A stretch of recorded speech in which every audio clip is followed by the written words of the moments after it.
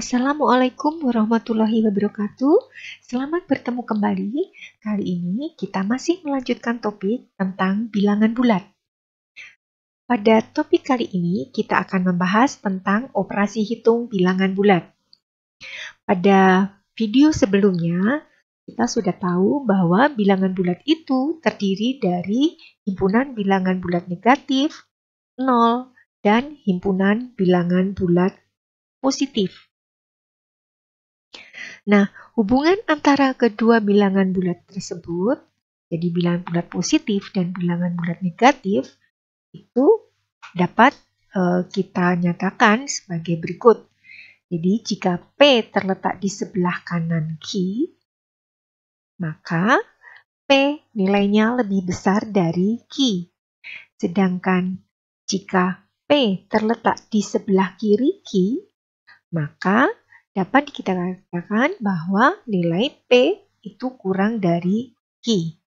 Nah, tujuan pembelajaran kita adalah agar kalian nantinya dapat mendeskripsikan sifat-sifat penjumlahan bilangan bulat dengan benar. Kemudian kalian juga dapat mendeskripsikan sifat-sifat pengurangan bilangan dengan benar, mendeskripsikan sifat-sifat perkalian bilangan bulat dengan benar, mendeskripsikan sifat-sifat pembagian bilangan bulat dengan benar, mendeskripsikan sifat-sifat perpangkatan bilangan bulat dengan benar, serta kalian dapat melakukan operasi hitung bilangan bulat berdasarkan sifat-sifat operasi bilangan bulat dengan benar. Yang pertama, kita pelajari tentang sifat operasi penjumlahan pada bilangan bulat. Nah, sifat yang pertama adalah komutatif. Nah, artinya apa?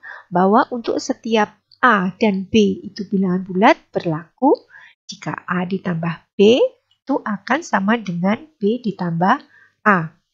Contohnya, jika 5 ditambah negatif 9 itu sama saja dengan negatif 9 ditambah 5. Hasilnya sama-sama negatif 4. Selain itu juga bersifat asosiatif. Jadi untuk setiap A, B, dan C bilangan bulat berlaku A ditambah B yang ditambah C sama dengan A ditambah B tambah C. Jadi kalau 1 ditambah negatif 2, kemudian ditambah 3, hasilnya akan sama dengan 1 ditambah negatif 2 ditambah 3. Kemudian memiliki unsur identitas. Nah, pada bilangan bulat terdapat unsur identitas 0, sehingga A ditambah 0 itu sama dengan 0 ditambah A, sama dengan A. Contohnya, kalau 8 ditambah 0 itu sama saja dengan 0 ditambah 8 sama dengan 8. Kemudian bersifat tertutup. Artinya adalah bahwa untuk setiap A dan B bilangan bulat, maka A ditambah B itu hasilnya juga merupakan bilangan bulat. Jadi kalau di sini ada 4 ditambah 3 sama dengan 7, maka kita tahu bahwa 4 itu bilangan bulat, 3 bilangan bulat, dan hasilnya 7 juga bilangan bulat. Kemudian sifat yang kelima, memiliki lawan atau inverse. Jadi untuk setiap A terdapat bilangan bulat B, sehingga A ditambah B hasilnya 0. Nah, B ini disebut lawan atau inverse penjumlahan dari A. Jadi 6 kalau ditambah negatif 6 sama dengan 0. Jadi negatif 6 ini disebut dengan inverse jumlah dari 6. Kemudian untuk operasi pengurangan, pada operasi pengurangan dua buah bilangan bulat, artinya adalah bahwa itu mencari selisih antara kedua bilangan tersebut. Jadi jika A dan B bilangan bulat, maka A dikurangi B sama saja dengan A ditambah negatif B. Secara umum, operasi pengurangan yang melibatkan bilangan bulat A dan B dapat dituliskan sebagai berikut. Jadi kalau A dikurangi B itu sama dengan A ditambah negatif B. Kemudian A dikurangi negatif B sama dengan A ditambah B. Kemudian negatif A dikurangi negatif B sama dengan negatif A ditambah B. Dan negatif A dikurangi B sama dengan negatif A ditambah negatif B sama dengan negatif A ditambah B. Nah, sifat operasi pengurangan pada bilangan bulat yang pertama adalah tidak komutatif. Jadi bahwa untuk setiap A dan B bilangan bulat itu berlaku A dikurangi B tidak sama dengan B dikurangi A.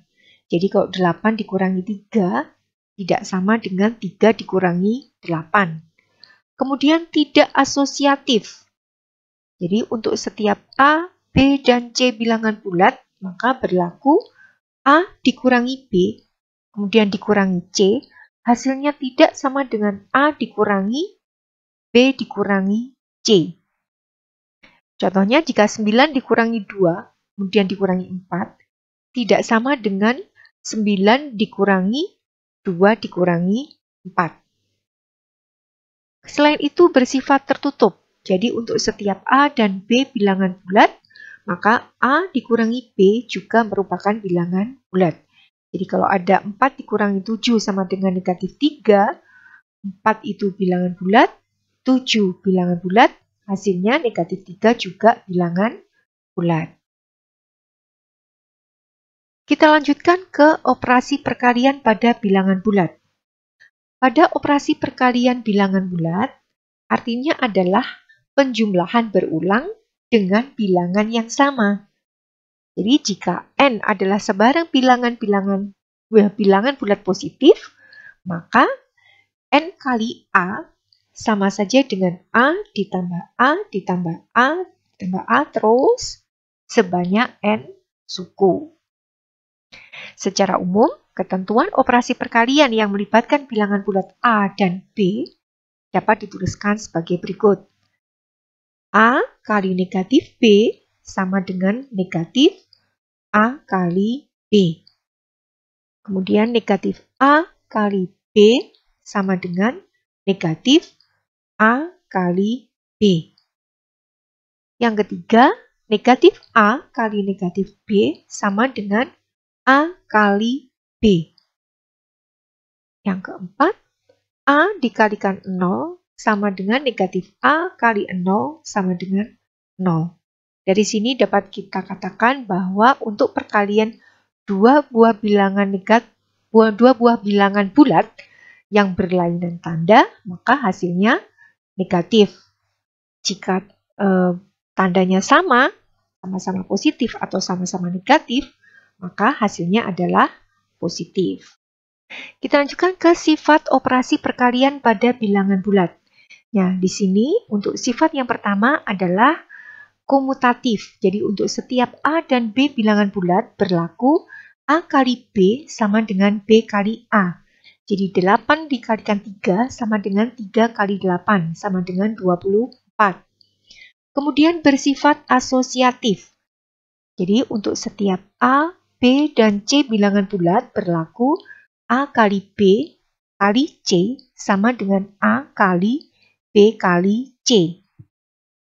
Sehingga 9 kali 2, kalau dikalikan 4, hasilnya sama dengan 9 kali 2 kali 4. Jadi sama-sama 72.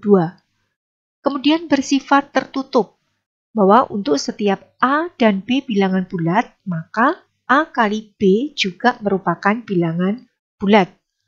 Jadi 4 kali 7 sama dengan 28, 4-nya bilangan bulat, 7-nya bilangan bulat, 28-nya pun juga merupakan bilangan bulat. Kemudian bersifat distributif, baik terhadap penjumlahan maupun terhadap perkalian. Jadi untuk setiap A, B, dan C bilangan bulat, berlaku A kali B ditambah C sama dengan A kali B ditambah A kali C. Dan A kali B dikurangi C sama dengan A kali B dikurangi A kali C. Contohnya, jika 2 dikalikan 4 ditambah 5 sama dengan 2 kali 4 ditambah 2 kali 5. Pada ruas kiri, di 2 kali 9 sama dengan 8 ditambah 10. Jadi sama-sama sama dengan 18. Kemudian sifat yang kelima adalah memiliki unsur identitas. Jadi pada bilangan bulat A terdapat unsur identitas 1 sedemikian sehingga A kalau dikalikan 1 sama dengan 1 kali A sama dengan dirinya sendiri, sama dengan A. 6 kali 1 sama dengan 1 kali 6 sama dengan 6. Kita lanjutkan ke operasi pembagian pada bilangan bulat. Nah, operasi pembagian bilangan bulat itu merupakan kebalikan dari operasi perkalian. Penulisannya, kita sudah sering melakukannya, jadi A titik 2B atau A dibagi B, kemudian A per B dengan bentuk pernya miring, kemudian juga A per B. Nah, secara umum, ketentuan operasi pembagian yang melibatkan bilangan bulat A dan B dapat dituliskan sebagai berikut. Yang pertama, A kemudian titik 2B, A dibanding B sama dengan A per B. Yang kedua, A dibagi negatif B sama saja dengan negatif A per B. Yang ketiga, negatif A jika dibagi B sama dengan negatif A per B. Yang keempat, negatif A dibagi negatif B sama dengan A per B. Dan yang kelima, 0 dibagi A hasilnya sama dengan 0.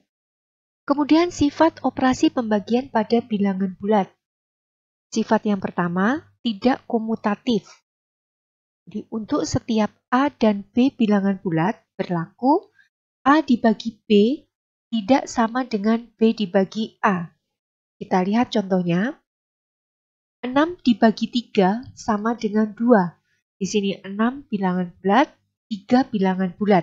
Jadi hasilnya 2. Tapi jika 3 dibagi 6, ternyata hasilnya adalah 1 per 2. Jadi hasilnya tidak sama dengan yang 6 dibagi 3. Jadi di sini tidak berlaku sifat komutatif.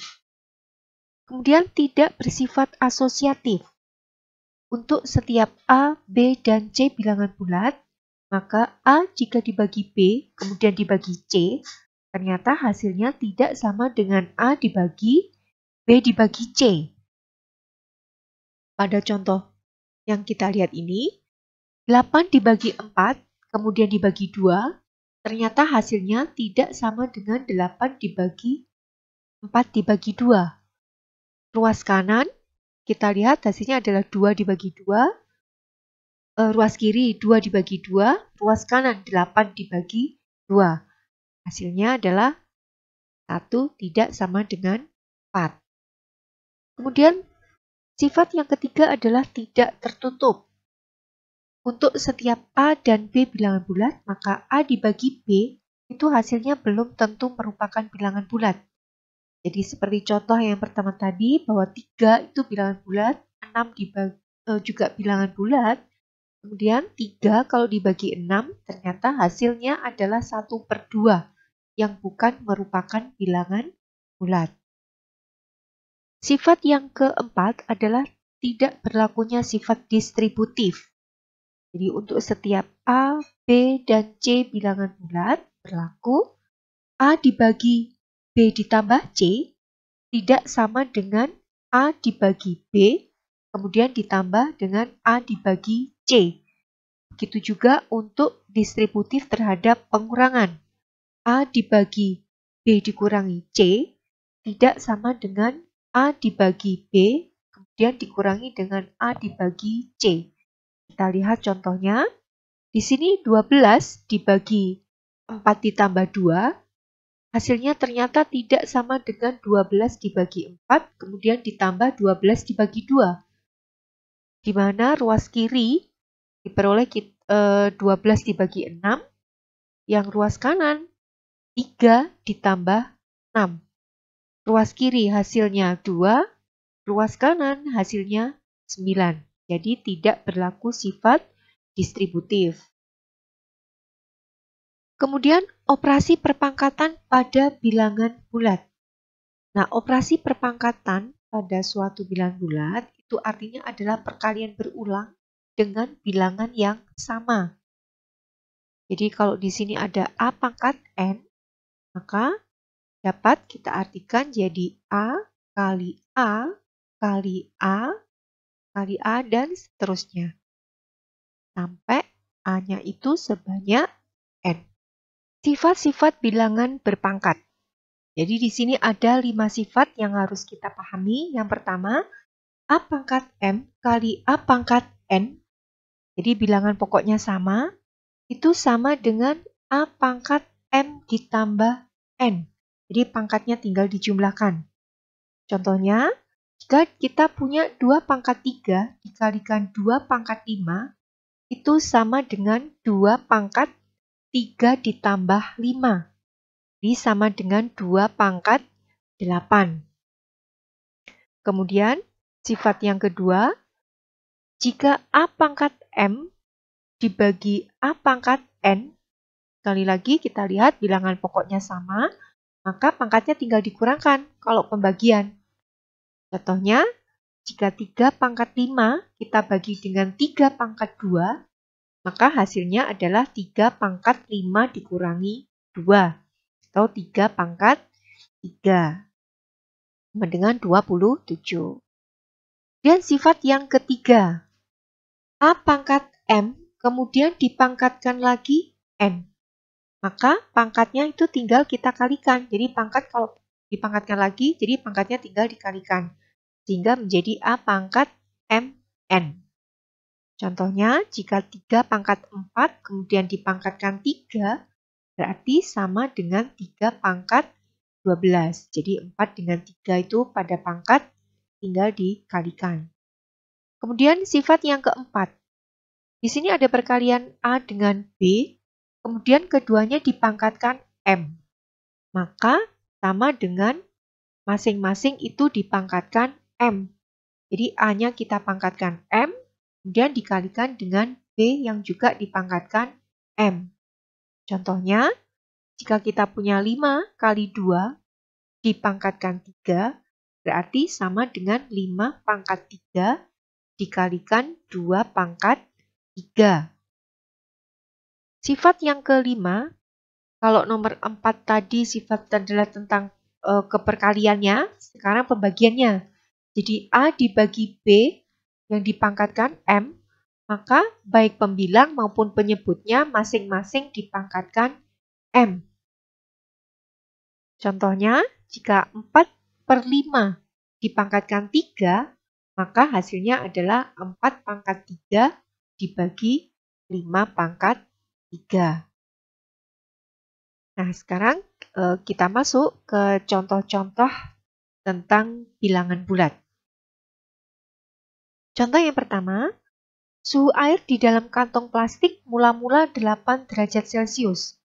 Setelah dimasukkan ke dalam freezer, suhunya menjadi negatif 3 derajat Celcius.